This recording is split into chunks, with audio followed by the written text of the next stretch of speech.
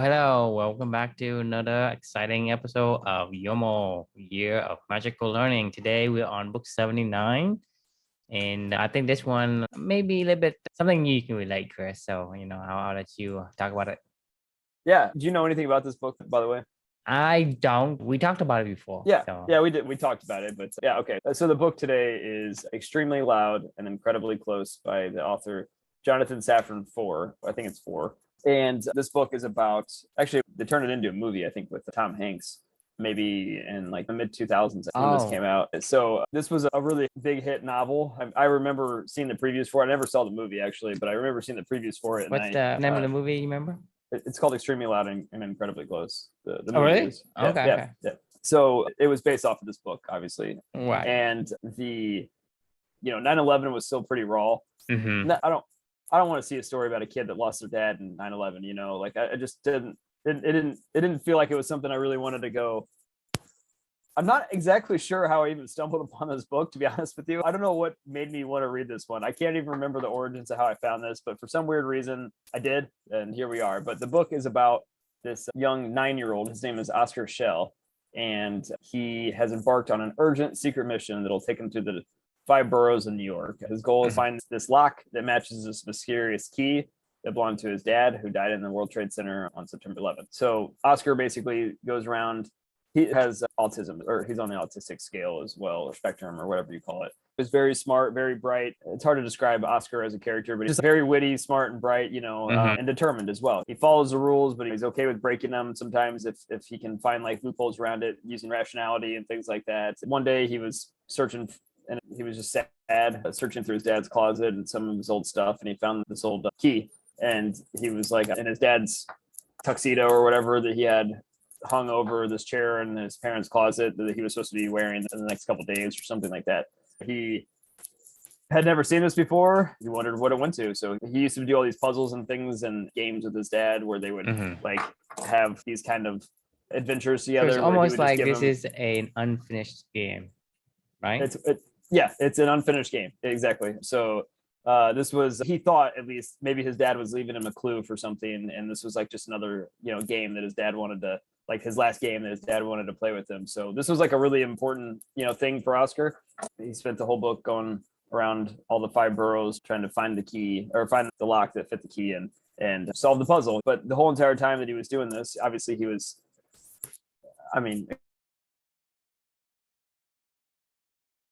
exploring a lot of things that he discovered along the way, but he also got to stay connected with his dad the whole entire time. And it was an interesting story. It's not a true story, so I have a little bit of problems with the author taking liberties of writing about such a sensitive topic that I don't know what the author's background is, but this is a pretty sensitive thing of not only the 9/11 tragedy, but autistic kid, a child losing a parent. There's a lot of really, really touching topics in this whole entire book, but at the same time, it was written pretty well, and I appreciated it. So it made me think of, onto the reflection, after I finished this book.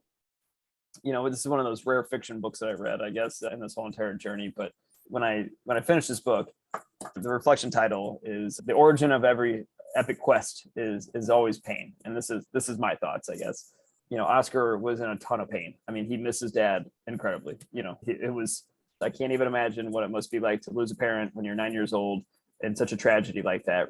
That's something that I don't want to imagine. And I've seen it on the other side of it. I've lost a child. I can't imagine what it would be like to be a 9-year-old and have your dad tragically pass away in such a visibly striking thing in the city you live in, and a traumatic event that everybody kind of felt, I don't know if that's the right word, the ramifications from, I guess, and not just in your own city, but in the world. That would be incredibly hard, right? This poor little guy, when he found this key, he started this epic quest on this hunt for his dad. I felt like a kindred spirit with Oscar the whole entire time as he was going through this journey, because as you know, this whole Year of Magical Learning journey is like my own quest. It's my own quest to stay connected to my daughter. I don't have some key that I found that she left me, but what I did have is, her values that she left me. And I've been, searching for, the next value that I can find from my daughter, and, spend time with her and stay connected with her. These things really matter to me. So as I got thinking more and more and more on this whole entire topic, started making me think about, like, how does an epic quest like Oscar's start? How does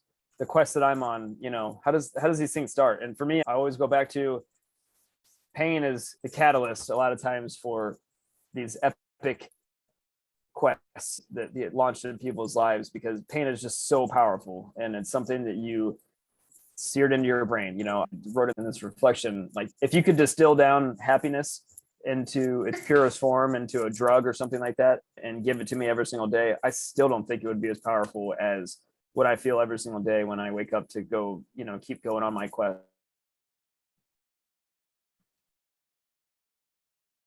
So felt very connected to Oskar through the whole story, and felt very, very much so. I mean, like rooting for him on his pain-filled quest, to find whatever answers he was looking to find. And obviously, we all know there is no answers. Another reflection down the road is it's I don't know where I'm going, but I know how I'll get there, kind of thing. And that's kind of how Oskar led his journey and how I led my journey as well. So I know you have different opinions, so I'd love to dive into this a little bit of the concept of every epic quest getting from pain. But either way, it's how do you harness, my question I left for everybody is how do you harness your pain to propel you forward as well? So yeah, I'd love to pause there and get your thoughts.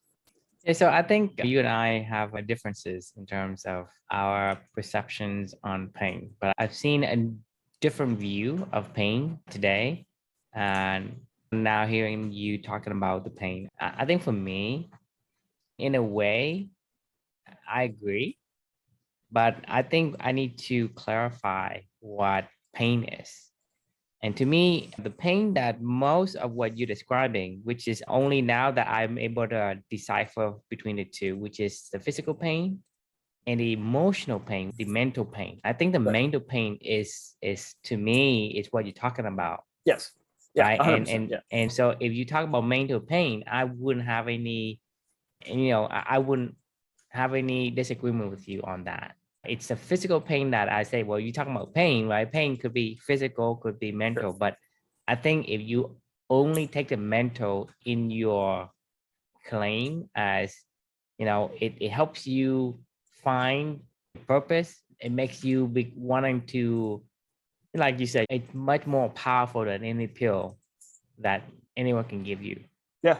And so I think the main point here is your emotional pain is the thing we're talking about, not any other pain. And I'm not sure how many other pains are there, but there's two kind of pain. One is physical and the other is mental, which is Sure. emotional, right? Yeah. And I think the emotional is what gets you the most. Yeah. So for me, that's why I kind of get tripped up by the pain when you say, hey, pain, it's one of those things where you have to have pain to gain something or to go forward and whatnot. And I say, well, why, when you don't have to go through pain to grow? Right. I agree. I don't think you have to go through pain to grow. I think that you have to feel pain to go on an epic quest. You know what I mean? Like to make it a part of your life, to change your life. It's that atomic bomb. Oskar had an atomic bomb that went off in his life. Like you could go probably look at every epic quest that's ever been throughout humanity. And I mean, we could probably name a few right now. Like, let's just say the pilgrims that came over from, England to start the colonies, they were in pain. I mean, they wanted. Well, I would agree with you because I understand what you're referring to, which is emotional pain. And I don't have any other example of what it is not.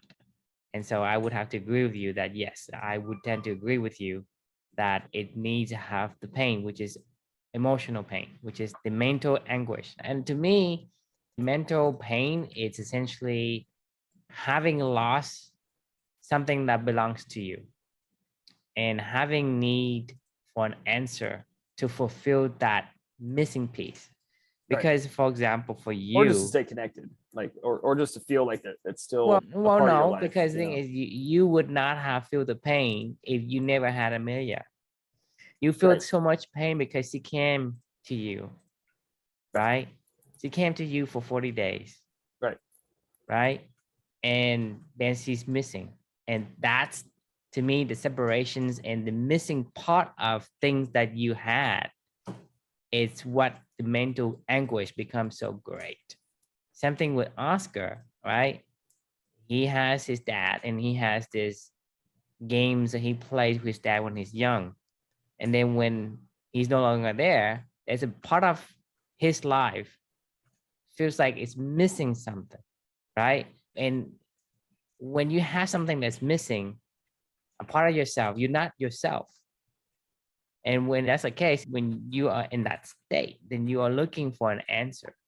And anything with your memory of your daughter will give you the energy and fuel to go on a quest. A quest, like we said before, is a question. Right. I want to know something, right? Whatever it is, what is this key for? What will my daughter be like if she were still alive? That's why the state of missing something forces you to find it in any way possible. It's a powerful drive. And for me, like I said, only today that I'm able to have a little bit more understanding of what you meant when you say pain. Because before I would say, well, in pain in general, there's a bunch of pain. So it's not necessarily going to be, you know, if you give me some physical pain that it's going to make me this or that, it won't drive me necessarily. It could, but it's not always.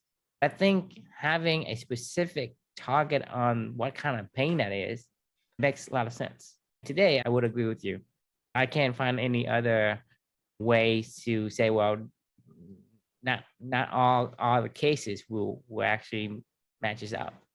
Right. Pain's a difficult topic for me personally. I feel like, just going back to what you were saying, I was telling my wife this the other day, actually. We were on a walk and talking about Amelia while we were walking Luca around. I told her, like, and she agrees with me 100%, but I feel like a part of me died when Amelia died. I don't know how to describe it better than that, but there's a piece of me missing. That's how I see it. Right. Because the thing is, if you never had Amelia, you would not have missing that.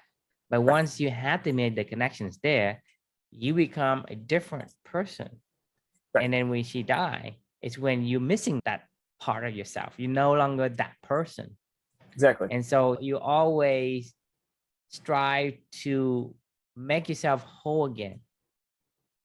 Right. I know what I'm doing, like, rationally, and I'm whole, okay with you it. You need to have something to feel, whether that's a quest, whether that's this year of magical learning, or you pivot on your life, on your outlook, and the way you live your life. The values you hold now are different than before your daughter came.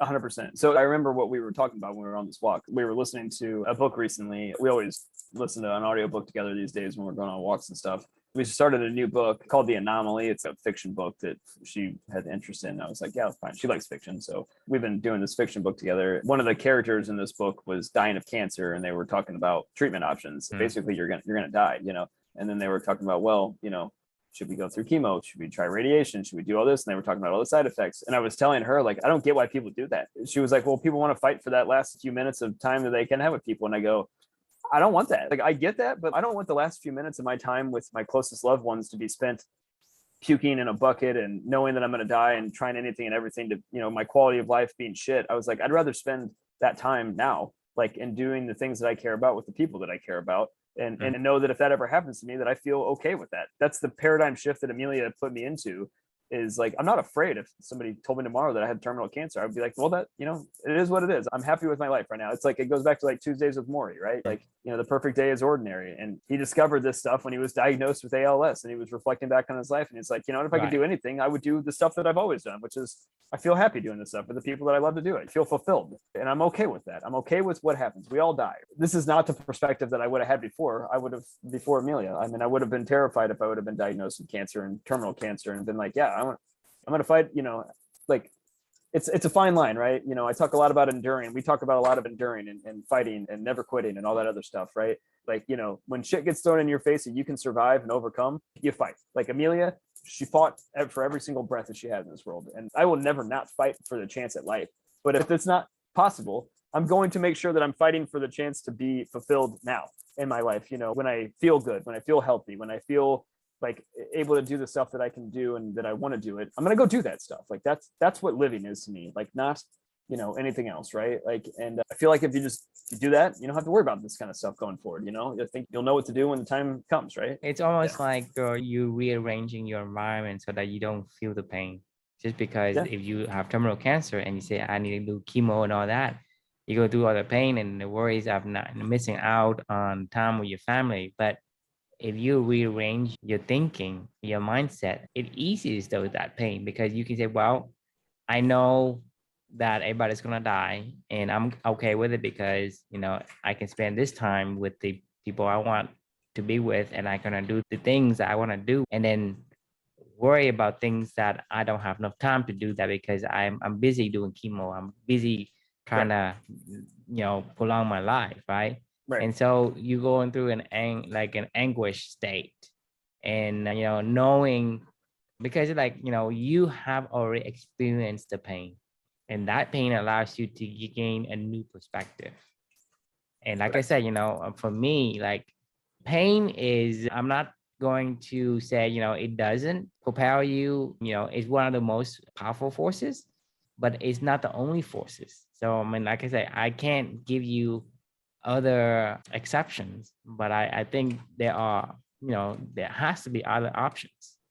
Be able to gain that perspective like you did, to say, well, if I have terminal cancer today, I can handle it. Right. It's not going to be painful for me. But for someone who isn't prepared, it's going to be a big deal. I mean, the world just collapsed, and they Right. go into this depressed state, and worry and scare, and everything that goes into their mind will go. Right. Yeah. Let me know when you come up with whatever the something more powerful than the pain is, because like Pain is certainly one of the most powerful, but I'm not saying that something agree. more powerful. I'm just saying, hey, it's not 100%. It could be like 90% or 80%, but not I 100%. agree. There are some other one, maybe smaller forces, but still, it's still a force nonetheless.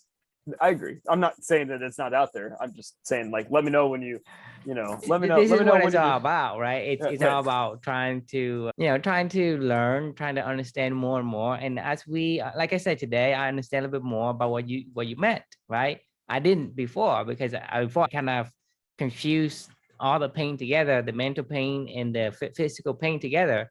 But today I noticed that most of the thing you're talking about is not physical pain, but the No. mental pain, the emotional that No. goes, you're not Physically, I didn't. suffering Right. physically at all. No. Physically, I never suffered through this whole entire All right. And then that's event. that's the thing, is Yeah. that's what Right. I've learned today. Right. I mean, Like it's kind of when I hear you going through this reflection, I say, well, I see a pattern today. All right. Yeah, yeah. he's talking about the emotional pain that he goes through, not the physical pain, which was not in my didn't cross my mind before, because before I was, kind of lumping the two together. Right. That's the whole purpose through pain. That's how I ended up finding you. That was how we connected on all this stuff. I'm chasing my daughter. I'm going to bring as many people along the ride as I can. And I'm glad that you're on this ride with me. I mean, I'm so grateful that you're doing this stuff with me, because like it helps me to keep going on this quest. I need you to do this quest together. At a certain point in time, Amelia is always going to be the driver that makes me keep doing this stuff. But this quest is bigger than me. Oscar's quest turned into something bigger than Oscar in the book. It united Right. a whole lot of other people. And that's what the power of a great quest is. I'm not saying that you're not on your own quest. You are. We'll unite up on everybody's quests along the journey. Hitching a ride together, Right. along the way, say, hey, you going that way? Oh, I'm going that way too, Eventually, our quest going to diverge in different directions, but until then, we're on this same path together, and Right. yeah, and we could use each other's support.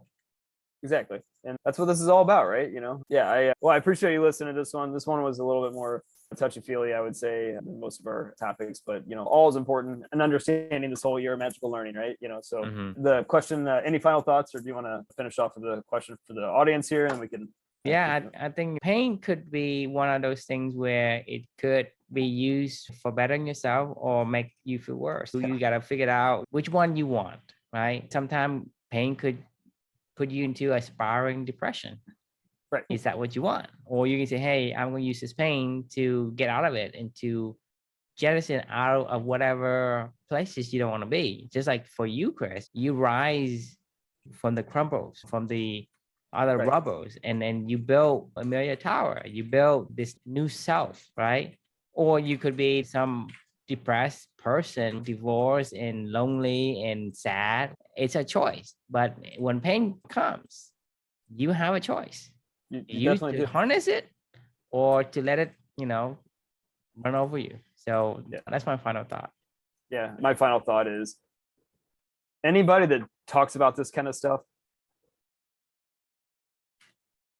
in the terms of this is beneficial to somebody, like, they don't understand it at all. Like, because it's never beneficial, because no matter what city arises from the ashes of anybody's life, if they choose to take that path and turn their pain into a purpose, it's always built on rubble. It's always built on destruction. It's always built on a life that they didn't want to have gone, disappeared. It's I don't get touchy about a lot of things these days, but I get really touchy about when people talk about pain and like, no pain, no gain. Like you go find the pain so you can, experience the gains, right? You don't understand. If you think that's the case, then you don't understand pain. Right. If that's what you're don't go searching for pain. It'll find you. It'll no matter come. what. It'll come. Right. It'll find you. Just be ready for what you're going to do with it when it comes. That's the most important thing about this whole learning journey for everybody else following along. We can help other people to understand these things and to help prepare them for choosing purpose in the future, or giving them an ecosystem to channel their pain into something else bigger than themselves.